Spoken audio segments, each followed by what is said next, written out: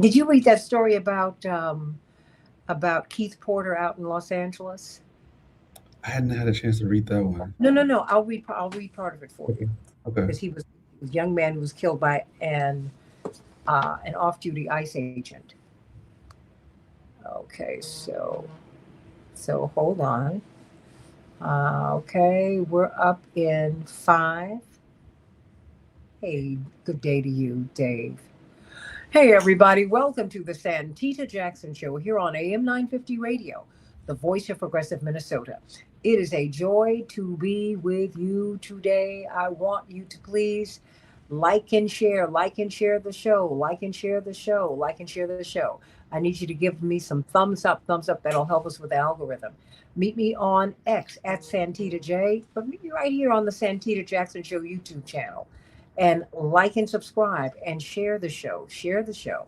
Please go to the Santita Jackson and Friends Facebook page and share the show. Share the show. X Santita at Santita J. Share the show. Then the Santita Jackson Show. Share the show. That's right. Thank you. Thumbs up, thumbs up, thumbs up. And then I'm on Santita Jackson IG. That's right. So like and share, like and share. You help us with the algorithm. You really, really, really do. We've been talking about Minnesota. There's a lot going on there. And now Minnesota and Illinois are suing uh, the administration about their immigration enforcement practices. And we're seeing this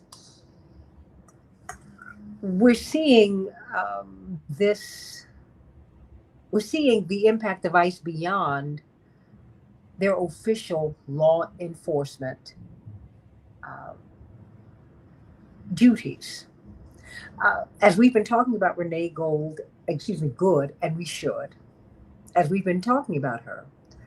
Um, Let me start again. I'm going to start again at the top, at the top, at the top, at the top, at the top.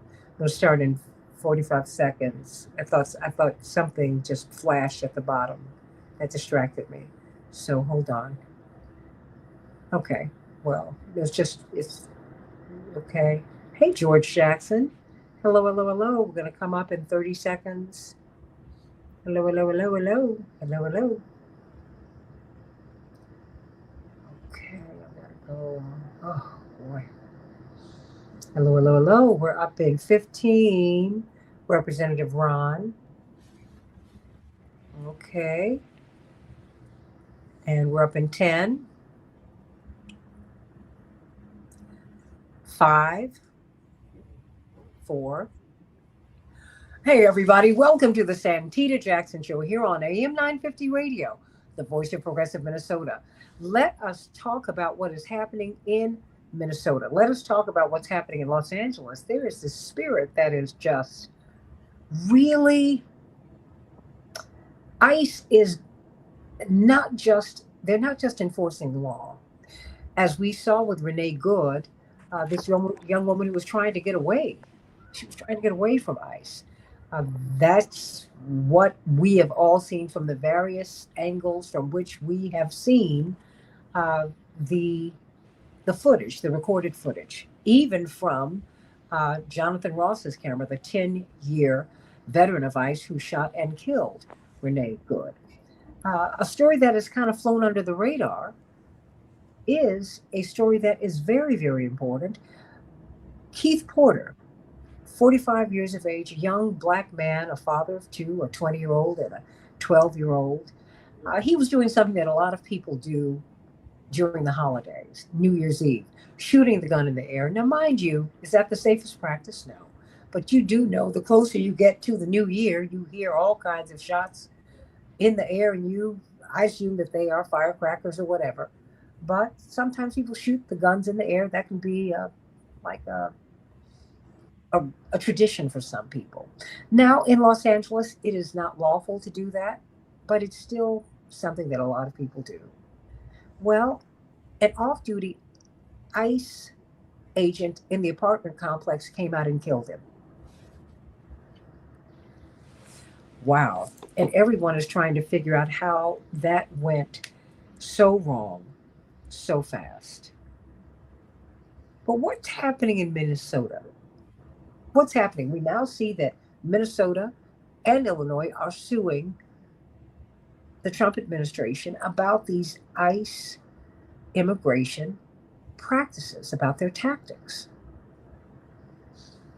What's happening in Minnesota? Because there is a lot that's happening. There's a lot that's happening. We are seeing the governor is now pulling out of his race. What happened? Uh, they are saying that there are conflicts between the Somali community and the African American community. They're saying that the Somali community, Somali American community, is guilty of a lot of fraud. And the white community are very upset. And we're wondering, some people are wondering where the black community are. Well, Texas State Representative Ron Reynolds, one of the representatives who made the dash for freedom this summer. We had you here in Chicago, and it was so wonderful to have you. We welcome Reverend Jerry McAfee, one of those prominent ministers really in the country. And he sure is a singing somebody. We're so glad to have him here with us today. But of course, he is a leader in that community, in the Minnesota community, and specifically in Minneapolis. And of course, he is a longtime friend of Reverend Jesse Jackson, one of my father's sons in the ministry, if I may say so myself. And of course, New Salem Missionary Baptist Church. Um, Brilliant, brilliant man of God, and so involved in the community.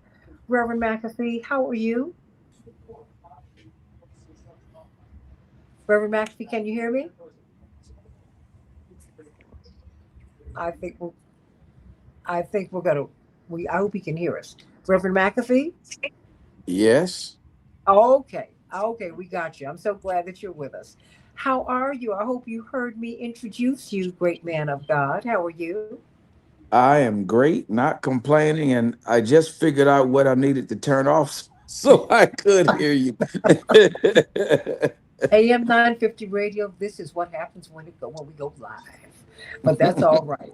And I want to introduce you to Texas State Representative Ron Reynolds. He is in line to head up the Democratic delegation in their state legislature. We're so proud of him and all the work that he's doing. He's been head of their Black Legislative Caucus, and he's someone we have been working with for quite some time. And I'm so glad that you all are together today. But I wanted you, as we're wrestling with with so many issues, Representative Reynolds, I think it's important that we all know each other because we're all under the same boot. So help us to understand, because we're not just talking to Minneapolis today, we're talking to people all over the country. Reverend McAfee, what is going on in Minneapolis, Minnesota? It seems like all roads lead to Minneapolis. What is going on up there? Well, that is a good question, and there's quite a bit that's going on, and it's layered, uh, and it's more complex than many people think or know.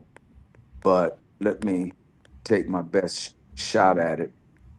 Based off what people are seeing right now with the influx of ICE in the community, uh, some of the people that they are arresting are criminals, but most of them are just illegals. Let's set that premise there. The second thing that's happening, that was certainly tragic, is that as people were moving to try to protect some of the Somalians and the Hispanics, some of the neighborhood groups, as you saw on last week, where the young lady was pretty much executed. Uh, you know, you can, talk about the reality of it, as much as you want. If you saw the video, that officer could have very easily gotten out of the way, taken that woman's license plate number, and then went and got her later. But the I think the tension has been hyped up so much by the White House and some here as well, uh, that that's it's just very, very toxic and dangerous right now. Then you got connected to that, which is real, is the fraud that is multi-layered and much of it is in the Somali community. Now, I certainly wouldn't say it's all of them, without a doubt, it's not. But in many of the institutions, from healthcare, medical billing, autism, school lunches, CDL licensing, it's some pretty tough stuff going on, to the tune of billions of dollars have come up missing. Now that's just real talk. Now people can bake it, shake it, make it any way they want to. That's the reality. Now when that Nick Shirley fella came up here, some of the things that he was doing, was out of pocket, but some of the stuff he was showing was real.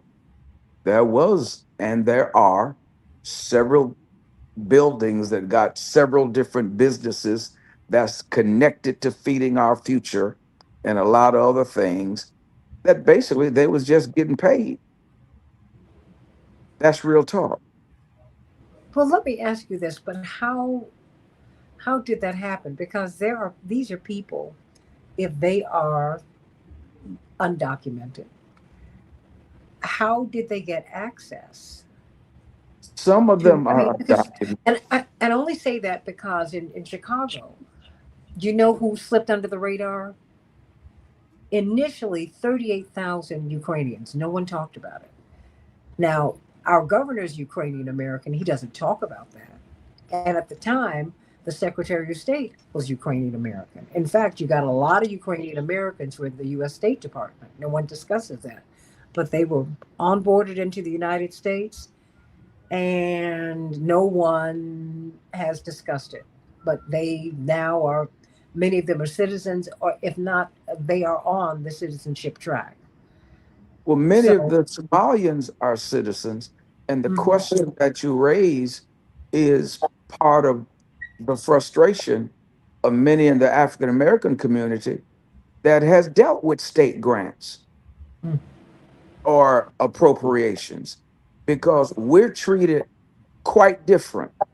Like a couple years ago, I was able to get a grant from Deed, to wrap a violence piece into a jobs piece, right? Well, mhm, before I could get a dollar, I had to pay up front. And once I paid up front, you submit your billing.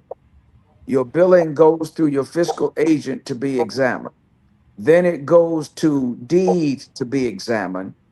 And then they make a decision on if they're gonna pay you, right? And mhm. sometimes it take you 2 to 3 months to get paid. Our question is, how did they access millions of dollars without the exact same uh, things that we go through? So while people are talking about the money that the Somalians were getting, my question is, who authorized it? How did they get it? Because they're not full of state employees over there.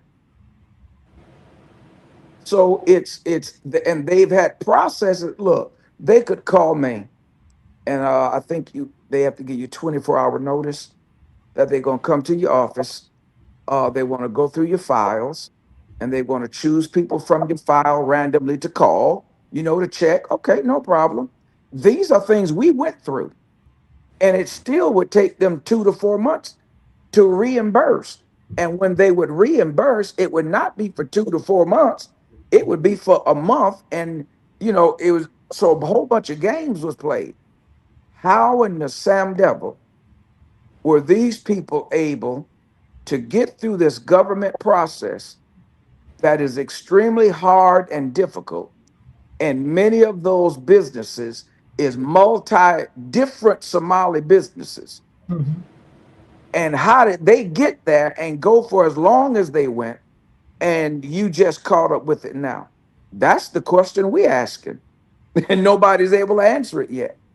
But let me ask you, you're in state government, Texas State Representative Ron Reynolds, and you're on a border state, and you have a lot of people who are undocumented. You have a lot of people who are on the, well, at least up until recently, recent years, they were on the on track to become citizens. You got the dreamers. I mean, you got a lot going on in Texas, for example. How does a group get through, and how could that happen? What is that? I mean, it just what's that Well, sound like to you? let me say this. It's great to hear from um, the Reverend. I think he was spot on, and I'll just add some commentary. How does that happen? Someone was asleep at the wheel, and there was a lot of there was some incompetence, and one of the things I think we need to note is that the Trump administration, they don't ever want to take responsibility for anything. Everything is everyone else's fault. Everyone, even if they did it, they're going to blame it on Obama. They're going to blame it on Biden. That's always the solution, or Antifa, or DEI. So let's start with that. Second of all, I don't like painting with a broad brush. In other words, they're saying all Somalians. There are a lot of legal, law abiding Somalians that are being cast as criminals. I'll never forget when Donald Trump said the Mexicans, or they say the blacks.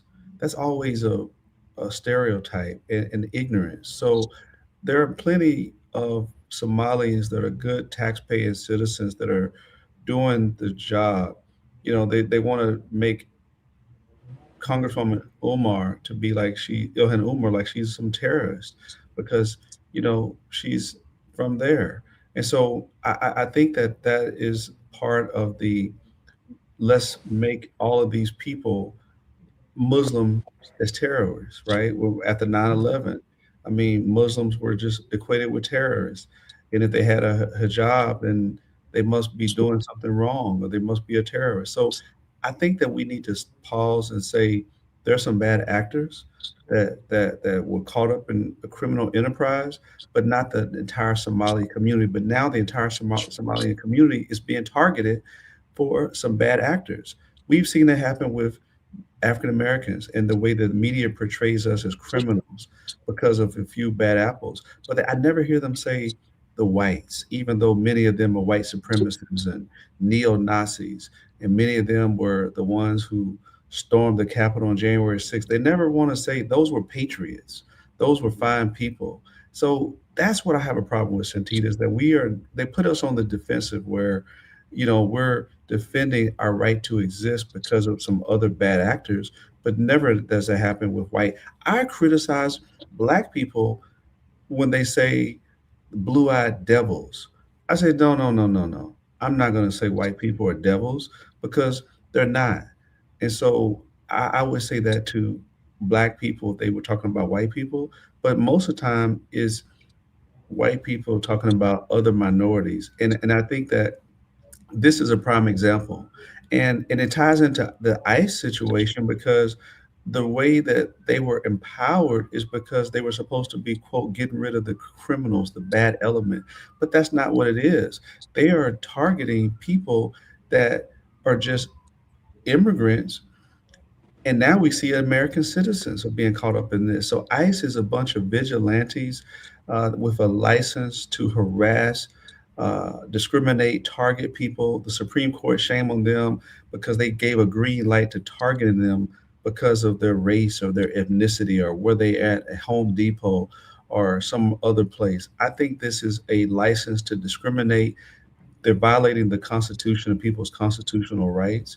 And I think that what happened to Renee Nicole Good, I'm just as offended as I was with George Floyd because this is another injustice that happened to an American citizen at the hands of law enforcement that should have never happened.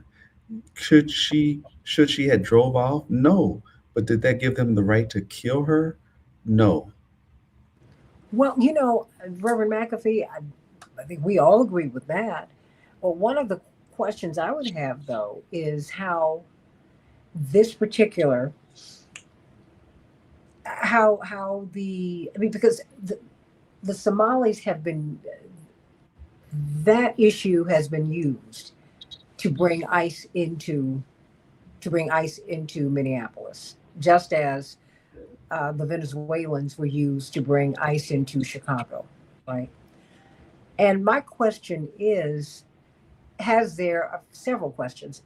Has there been blowback on the Black American community because of this? I mean, has ICE now started going door to door or covering the Black community? No, they've been going door to door, but the other thing you want to understand, you also have here that they've been getting is Hmong, Lao. They've been getting Liberians, Nigerians. They've also been getting Haitians. So they've been going across the board, but that which get most of the attention from a media perspective is Somalian. But they've been going across the board with all of them.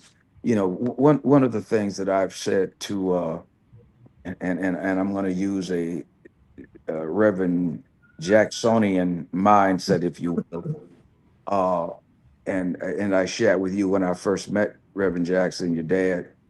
We was in another heated community thing, and me and my partners was giving it to these people, and he stood up and said, "Dr. McAfee, do you think you can be a little bit more conciliatory?" And you know, but what am I going to say? Because if I choose not to do that, then my dad them gonna get me. And that's what I say to the people in Minneapolis. Listen, you all are sitting there dealing with somebody who's shown you who he is. Going back and forth with him is not going to get you to the desired result that you want. Shift gears, do it differently. You ain't got to, first off, let's be real. Every time y'all been talking about get out of Minnesota, well, you don't have that authority. So why do it? So what does he do? Send in more troops. And he's doing it because you done basically dared him. You know, he's acting like a bully.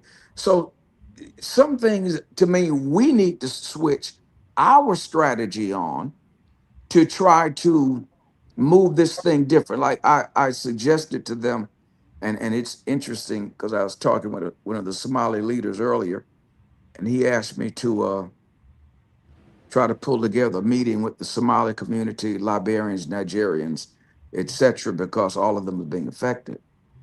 Now, here's the interesting concept with that. And let me say this. When I was president of the NAACP, Mhm. Ilhan Omar was one of my vice presidents. Okay. Okay. But the Somalians will tell you in a minute they're not black. Okay. Well, what are they? Well, Somalian, but they're not black. Okay. Now, one of the Somali leaders called me yesterday, and she was saying, I'm getting these calls wanting to know, Reverend, where's the African American community? I said, well, here's what you do: you set the meeting up, and I'll come. But what I want them to wrestle with before I get there is to answer this question: since we are friends and brothers, and we are the same, why did you all run Omar Fatah against Senator Jeff Hay? Since we're supposed to be cool like that. Well, to explain So, that, Ray, because I had Omar Fateh on the show oh, and I didn't know about that part of the race. So help me to understand. oh, girl, I can go. Jeff Hayden was one of the first black senators in that area who represented the Somalians' interests very well. Omar Mhm. Fatah comes in from another state. He don't go run against the white woman in the district. He runs against the black guy in the district.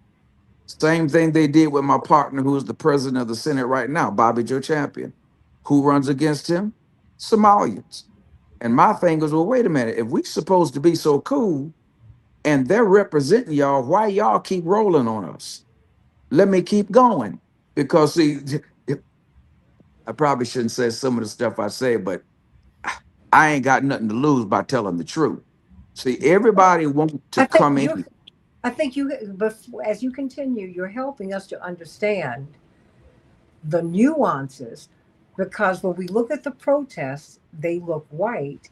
We, as people outside of Minneapolis, see this is George Floyd's town. So we would think that there would be an uprising on the white and black side of town. And We he ain't said, coming. okay. We ain't So I mean, coming. so okay, so I just so explain. Well, I told you about what they did with Jeff. All right. Hmm. Many times when the Somalians get in them positions, they become worse oppressors than the oppressor. Explain. If they get in them positions, they ain't gonna hire us either. Or they gonna ride us to let me put it to you like this. Um, I do violent stuff, right? So I got Interrupted. Violence it, interrupted. Right. within my own community. Okay, Hmm. well, I call out us peacekeepers and not that slogan that white Chicago professor stole from us and made money off our backs, but that's another story. Um, so they were getting ready to give this money to a group who have no data, no levels of success. They was going to give these designated dollars to these groups who did not win in a fair RFP, but they was going to gank it. Somalians, Hispanics, LGBTQ was going to gank the money, give it to the county, so the county could give it to these same black folks who had skin but wasn't I can, who wasn't doing the work, who have no data. I tried to meet with them. They tried to play me. Well, now if you try to play me, now I got to go there. So I took over their meeting. Well, they blocked all funding from my group that's got the data, who's in the MSTAT reports of the police department, who they say helped bring down the crime rate lowest in 10 years, 67% decrease in homicides, and 63 in regular crime. They cut our dollars and said I was homophobic because I told one boy, you acting like a little girl. The Somalians helped them do that. And let me tell you what else they did. Senator Champion, president of the Senate, tries to put in another bill to get some dollars for us to continue what we're doing. Senator Zainab, who used to work with Jason Chavez, Hispanic, Zainab is Somalian. When she comes into the hearing, she sends a note to the Star and Tribune newspaper lady saying that he's trying to get that homophobe money and they bring him up on ethics charges. That's what the Somalians did from the city, and whether folk love me, hate me, or otherwise, and I don't say it, I'm not cocky, none of that. I've worked my butt off in this city for black people. And if our people up here don't see certain people, they ain't moving. So the black folk y'all saw doing George Floyd, follow them and see what black folk behind them. And So so there is these are the so there is sorry, a divide between the Somali community and the Black American community. and the black American and the Hispanic and the Liberians and the Nigerians, major divide. So there's a divide. Everybody's divided. Right. Okay. And let me tell you who helped perpetrate that. Left-leaning liberals who feel like they know more about our people than we know. And I know I don't have to tell y'all that because y'all probably done ran into some of them. And we supposed to be on the same team. Well, liberals have always been problematic. We know that. Liberals and now progressives. At some point, you really do And have to. socialists, yes. We have to engage in self advocacy. And really know what it is that we are needing and looking for. The readily identifiable other in America are Black people. Everybody else can pass into whiteness, not Black people. And so we know that. But we also know from Reverend Dr. Martin Luther King and Reverend Jackson that coalition politics work, but they work when we level the playing field. I think what was unique and interesting about the Jackson presidential campaigns is that I will never forget this. When he announced November 3rd, 1983, he said, I am a black candidate. That is, my blackness is self. He said, I am a candidate for the presidency, and I am a black candidate. My blackness is self evident.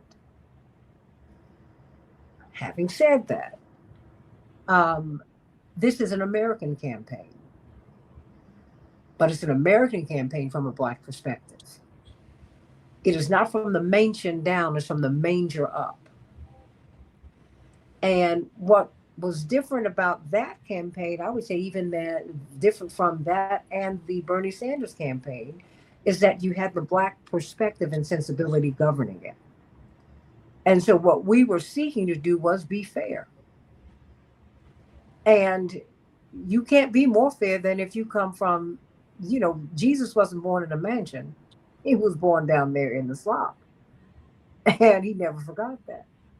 So help me to understand, is there they're reaching out to you now because you really are that leader, that black leader in that community. What are the Somali American community are reaching out to you and they're asking you to do what? They're asking you what? What are they saying? What are the Nigerians saying? Oh, What are people saying? they haven't come yet, but they want a meeting. And Okay. again, I don't mind a meeting. When this partner of mine, Al Flowers, we had created something called the African American Coalition because we could see that down the line something like this was going to be happening and that we would be much better together. And we were good for 2 to 3 years, and then it split. And so now they want to try to start putting some of those things back together.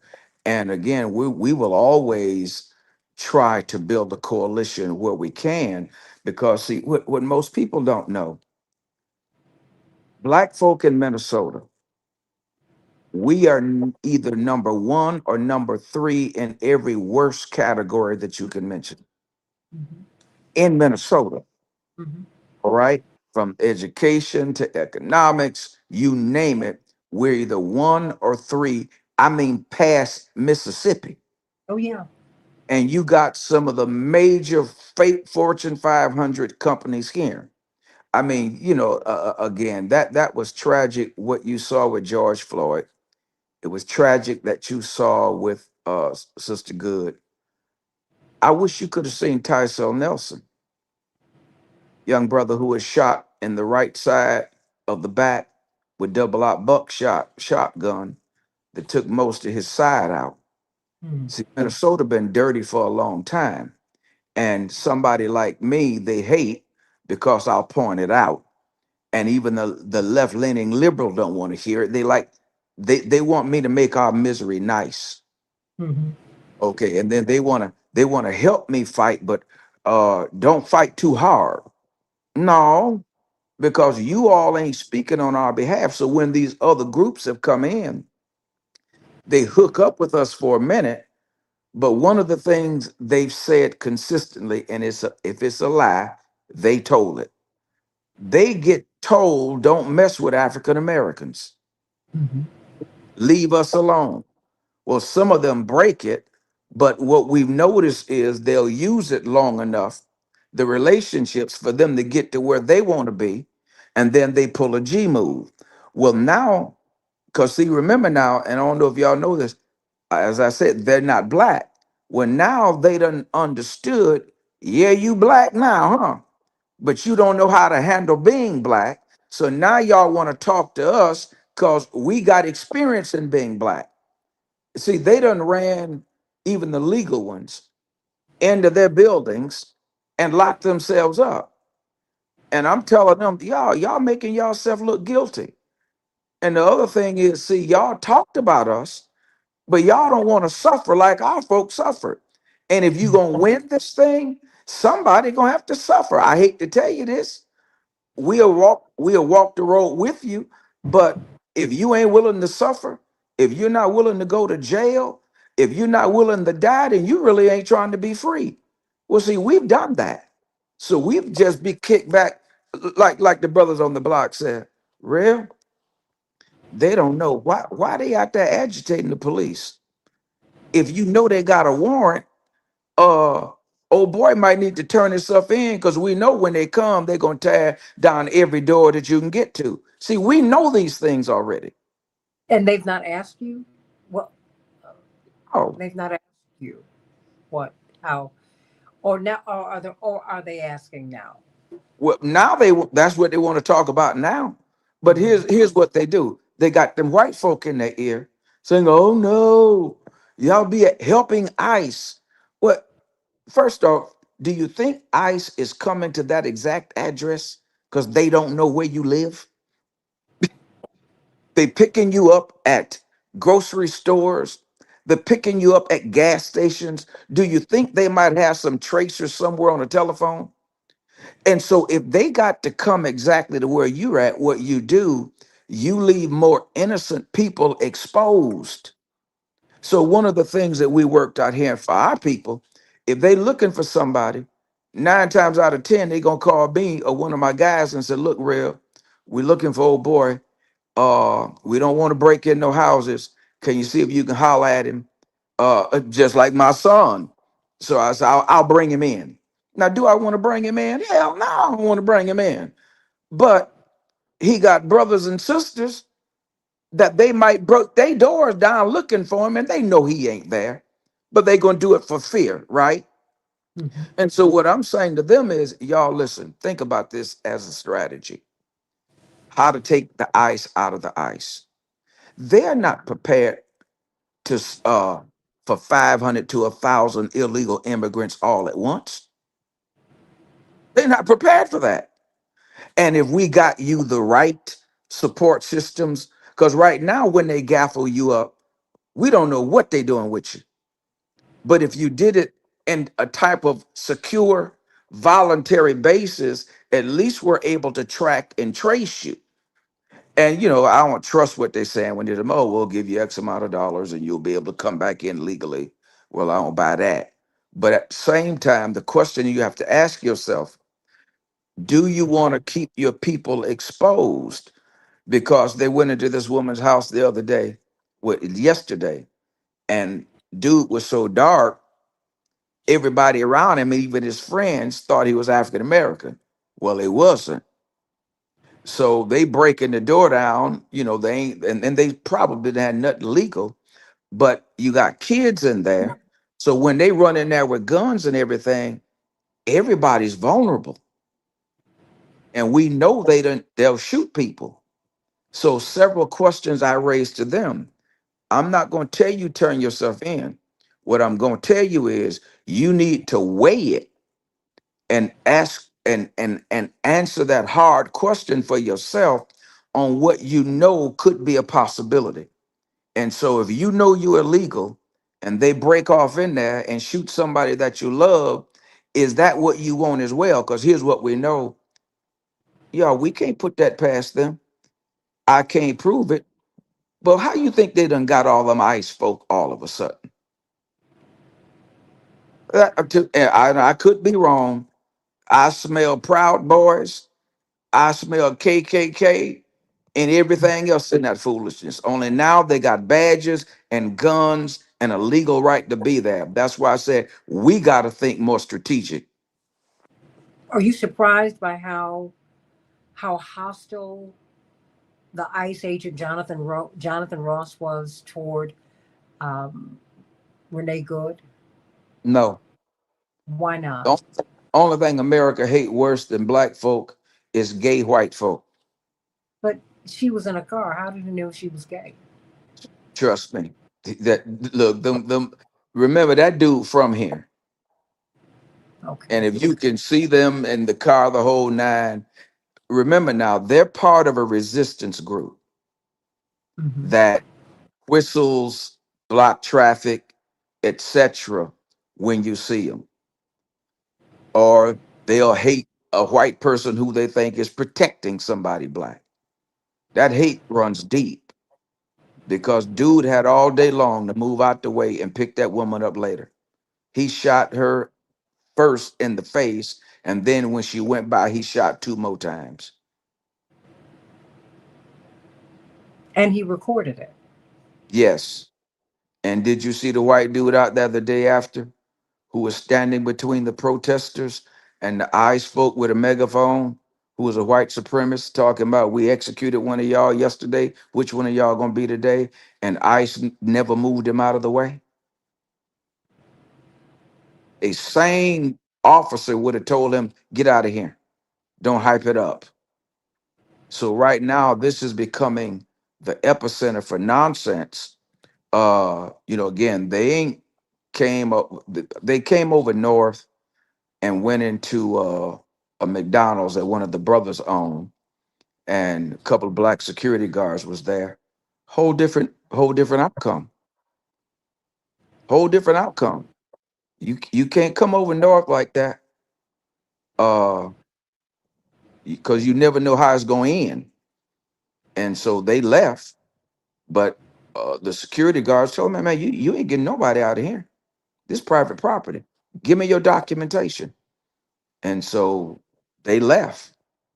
So whether we want to as a people think it's our fight or not, I'm of the opinion that when they get through with them, they're gonna come focus on us again, like they always do. And it would be in our best interest, number one, to create as many partners as we can. And I'm saying this, you'd have to know my history with some of these people I'm talking about creating a partnership with. Uh, but if they can't see by now the necessity of it, then that's what I was telling your dad. I need him to get up off that bed because he the only one I know that can come in, who have the if you will, that could pull all these different sides together. I can't think of any other national black leader that has that could do that. Why is it necessary for people to come together? Because they see something in you. That's why you're getting the phone calls. Again, we are better together, Mhm. and I think we can certainly help each other. But again, and this because this is going forward. Because think about this: they can determine who's going to be the governor or whatever candidate will win Minnesota by the votes in the metro area. In the very area that ICE is functioning in, Trump got 25% of that vote. Mhm. Now, think about this. If you got a heavy voting area of Somalians and other ethnic groups in the metro area, which normally can tell you who's going to be the governor, if all of a sudden you got them so scared now that they won't leave the house, you think they're going to go to the polls? Mhm. This is a whole new move Mhm. that they're trying to do, and the backdrop of it is voting. So you think this is all a run up to 2026 and then Yep. 2028? Yes. But see, here's what Represent they didn't understand. When Governor Walls dropped out and Amy stepped in, Klobuchar, Amy the gets Senate. some of the right, Amy Klobuchar, she gets some of the highest voting turnout than anybody. So even with the metro being low, Amy could still win easily, but she has not yet declared. Hmm. Is So there anyone else strong enough to run for governor on the Democratic side? not that I can think of, not right offhand. But these are votes that she needs. Well, again, she don't necessarily have to have them all in the Okay. metro area because her appeal is outside as well in rural areas. But normally the governor gonna need heavy metro turnout that they normally always get. And a Mhm. lot of it, girl, look, I bet the Somalians, when it come to senators and state representatives, they might have four or five apiece. City council, uh mayors in some of the suburbs. Really? Yeah, this stuff is about elections. Hmm. And look, here's what's crazy. We outnumber the Somalians. They might have 80 to 90,000. We either have got 3 or 400,000 strong all across the state, but we won't go vote. The Black American community. Yeah. If we got 50% of the vote, we could carry everything. I'm talking about 50% of black folk voting. Yeah. But some of our good friends on the left, look, I can tell you the atrocious stuff they do to us. Like when the same-sex marriage thing came on the ballot, the other thing that was on the ballot was voter ID that the Republicans was trying to push that would hinder African Americans from voting. So I go to the meeting of black, electors, if you will. And if you want to know what they really care about, what do? You follow the money. So when I asked them, they gave all the charts on what they was given to push same-sex marriage. And, I do it. If that's what you want to do, that's on you. So I asked them for the chart on how much for voter ID. And what the Democrats leadership said to me that day is that they had decided not to fight for voter ID because the concern is if African Americans come out, they might defeat the amendment for same-sex marriage. You can check it out with any black elected official. You can go into the archives and you can find it. I cussed them flat out and I went on the offense. I had to hold my nose, but I did until they turned around and started funding it. They was willing to cancel our votes out. See, that's what we've been dealing with here. Hmm. And some other national leaders know it, but would never say anything about it. And I ain't gonna call their name, but they live in New York. What's interesting is what we're not getting, Representative Ron Reynolds, is how these what they would call internecine fights, these family fights, how they're undercutting everybody. But then also, if the Black American community knew just how powerful we are, I mean, we saw it. That is something that Reverend Jackson was always so. He was great at helping us to understand our power, and he was also great at coalition building because that means everybody's empowered. He said, "When I win, you win." Right. Um, so help me to understand. I mean, what is going to happen up there? Well, let me tell you what we're gonna do. And I'm gonna go ahead and take Stevie's challenge. Uh to Stevie start Wonder, yeah, your to dear start. friend, our dear friend, we were all together this weekend. They came in to see Reverend Jackson, which was wonderful. Stevie played music, and Reverend McAfee sang. So Reverend was in heaven on But, earth. yeah, but they got me doing some stuff I don't want to do because I'm gonna have to eat a lot of crow because I'm gonna one start trying to pull everybody together. Right. Yeah, and I'll be honest, I don't want to do it because some of them folk I just do not like because they done so much to us that was so Yeah. rotten. But like I said, I got to see this from a Jacksonian perspective. So I'm gonna put a thing out to invite everybody to a meeting for us to one air some different feelings out and Mhm. see how we can first get the black ones on the same page, and that But if see, we you're can the get only one who can do that. I mean, and that is why I think that is why Reverend has invested so much in you because what I'm hearing from you is disappointment Mm, because you see the power, because you understand that we are stronger together. But I think, like all Black people, the myth that America was built by immigrants does not help. America was built by black people on land stolen from indigenous people. Immigrants came here to get jobs and opportunity, and white immigrants got free land and free everything. And every time black people moved forward just a little bit, they bombed us in Tulsa.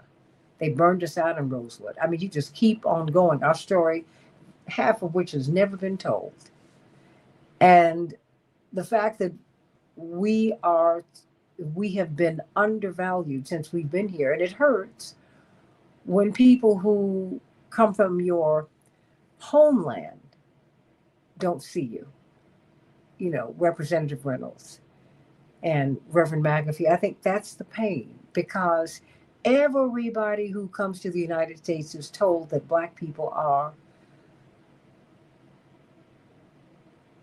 less hardworking than we are, we're less smart than we are, and that we're at the bottom and you don't want to touch them. Even though America would not be America without us. The best of America, the founding, you have George Washington, and you in this week, we have to acknowledge that the founding father of the new America is Reverend Dr. Martin Luther King. He led the great American, the second great American Revolution, without firing a shot, although he ultimately took one. And I think that you're being called in this moment, Reverend McAfee, because you have the capacity, you alone have the capacity to do it, even as you swallow hard. And I can tell you, Reverend pushes you. Well, you know, Reverend pushes you because people have been so unkind to him. I can tell you that throughout my whole lifetime. I've seen him rejected by his own father. And ultimately, he was the one who would embrace him. I've seen him be rejected, rejected, rejected, rejected, rejected. And he has always continued to try and bring people together and to love them. And I know I see that in you because you're a fiercely loyal man. Representative Reynolds, no one fights harder for the people he loves and his friends than Reverend McAfee. And even as he is chewing nails right now, these people are still calling him because they see in you the light. They believe that you're the only one who can bring all of these factions together. I believe that. Girl, now here's what I say. Then I got to go I pick up my know he wife. gonna be mad with me. You That's all you right. you put me, as the Bible say, in a straight in betwixt two. Cause y'all remember that old song, I've tried. Uh and listen, working with us, and I don't need to tell none of y'all this, working with us is a trip. It is a trip. And certain things I've not yet ascribed to. My background, representative, I've been working with gangs for a long time, right? And Yes. can I can walk in between Bloods, Crips, GDs, and all that, and pretty much get order. Uh, but working with black folk, preachers, and other things, man, that's been a, and I am a preacher. That's been something. Cause but here's what I will do. I will keep you informed because one of the things I'm thinking about is that since we are looking like we are becoming the epicenter for change, that Mhm. we probably need to expand our conversations beyond those who are local. I know that they have African American legislative groups, African American preacher groups, the whole nine. Maybe we need to start inviting everybody in Mhm. so we can see this thing and chop it up together and come up with because I talked with one of the brothers in prison and told him we need y'all help. He said, "What you talking about, Mhm. Reverend?" I said, "Well, hell, a criminal is president, so laws can get changed, don't get changed without votes. So while all y'all locked up, hell, your people ain't coming out to the polls. Maybe we can get some sentence changes if we can get people in the right places." So he said, "What you mean, Reb?" I said, "Well, I need each one of y'all to get me 3 to 4 people register to vote. And when time to vote from Rush City to Stillwater to Sandstone. I need y'all hollering at y'all people and tell them follow Revs and them play. And so these are the conversations, that we're having, because Mhm. up here felons can vote as long as you're out of jail. Oh, wow. Oh yeah, Senator Champion got that done. So there's some things that we got to take advantage of. And like I said, I'm better suited on the block and in the prison than I am in some of them boardrooms. Like, now I can handle myself, but I'm more comfortable because it's hard for me to sit there and hear a bunch of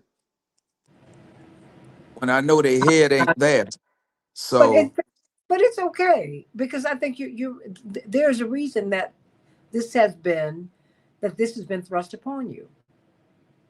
There's a reason. There's a reason because you look. Yeah, yeah, yeah, yeah. You are time enough for it, and you're ready. So that's the well, end of that. Representative, nice meeting you, man. I got to go pick my wife up, and I will keep you abreast and on everything that I'm doing. Because tonight I'm going to do a piece on answering the Somalians' question on where are the African Americans. Please, you know what? I'd love for you to come back and talk about that Okay, because I think that if okay. we need to have the hard conversations, and I think that we're grown enough and old enough, and now, what they say: you mess around and find out. That's how I'm going to say it on this show. But you mess around and you find out because they're seeing some things. Everybody's seeing some things. The Latinos are seeing some things. And now white people are seeing some things. Because at the end of the day, remember, first person killed in the American Revolution was a black man. Crispus Attucks. Because everybody at the bottom was in the same spot. This country was not made for religious freedom. That's not true. 10 of the 13 original colonies had state religions. It Mm. was not, you had indentured servants, and they racialized slavery because they didn't want black people and white people to come together. And the oligarchs have been playing us since the beginning of time. It's time for us to end it because too many of us are hungry. Too many of us are homeless. Too many of us are living in cars. And this is not the way this is supposed to be. And you have been touched to bring people together. Reverend Jerry McAfee, man of Yes, God. boss. Well, y'all have a good day. I are gonna try to do the best I can. And here Can I he's say this? about to, Can I you say? see? Can I say this Yes, before he please. leaves? Reverend McAfee, I want to thank you. I think just from listening to you, and I've been listening very astutely, you were called for such a time as this. I'm very grateful for your steadfast, bold, unshakable leadership. And I'm proud to know that we have uniters like you in the spirit of Reverend Jesse Jackson that can bring coalitions together to solve problems and come up with constructive solutions. So we definitely need you on the front line. Thank you for not throwing the towel and not giving up or giving in, even though you've paid your dues and done the heavy lifting. Obviously, you're still needed. So I just wanted to thank you before you left, and I appreciate you. I wish we could clone you and bring you in other major cities and counties all across the country because that's what we need right now: transformational leadership now more than ever. So thank you. Well, thank you, my Look, brother. Look forward to chopping up with you all again.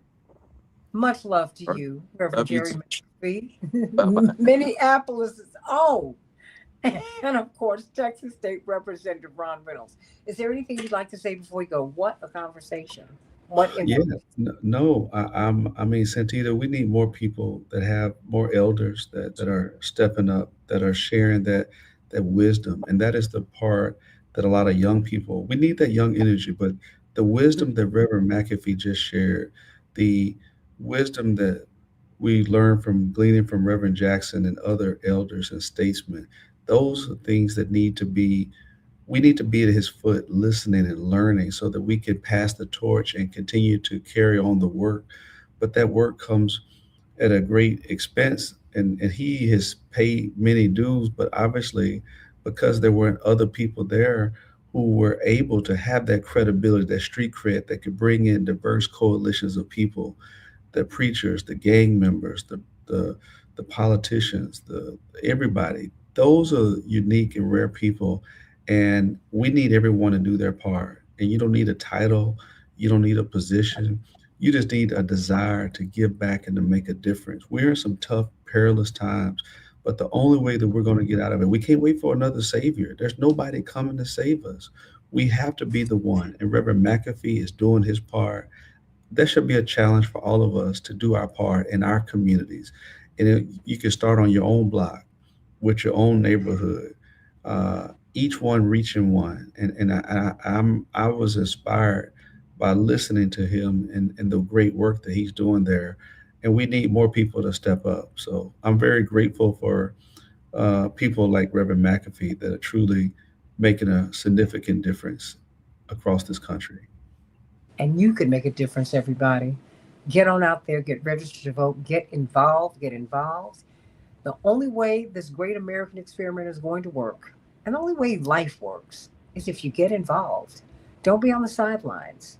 Let us come together. Let us come together. I'm so glad that we had this kind of conversation to get together today, because I think that when we have these conversations, honest, earnest conversations, they can be transformative conversations, and we can rise together, everybody. But be very clear, we're only going to get there together. Together. I love you, everybody. May God bless you. AM 950 Radio, the voice of Progressive Minnesota, the Santita Jackson Show.